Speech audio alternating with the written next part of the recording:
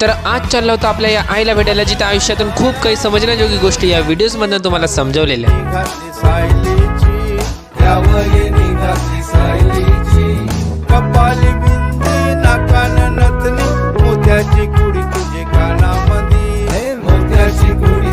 Hello मित्रांनो, मी तुमच्या लाडका हिमांशू, आपल्या लाडक्या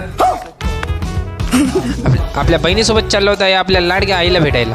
जेव्हा पण मी आपल्या गावी जात असते तेव्हा मी आपल्या आईला भेटायला पण जात असते, कारण आम्ही सोडलं तर तिच्या आयुष्यात दुसरं कोण नाही. घरी एकटी राहत असते, कुत्र्यांना तिने आपलं बनवलेलं, त्यांना रोज काहीतरी खायला घालत असते. मी जेव्हा पण जात असते आईला मी पाणी भरायला मदत करत असते. तिला मी 1-2 वर्षा अगोदर खूपदा म्हटलेला की मी तुला पाईप लावून देते पाण्याच्या बोर पासून तर डायरेक्ट तुझ्या वॉशरूम पर्यंत. ते प्रत्येक वेळेस टाळायची, म्हणायची लोक येऊन माझे पाईप घेऊन गेलेत तर, गाय मशीननी जर माझा पाईप खराब केला तर तेव्हा मी काय करणार. अशी आपल्यासाठी लहानपण तिच्या एकट्या राहिल्याने तिला घाबरून टाकणारे प्रश्न तिला पडायचे. नंतर ती बोलली, बादलीने पाणी भरत असताना हाताला फोडे येतात आणि पोट पण खूप दुखतात. नंतर तिला खूप समजवला आणि शेवटीला तिला पाईप लावून दिला.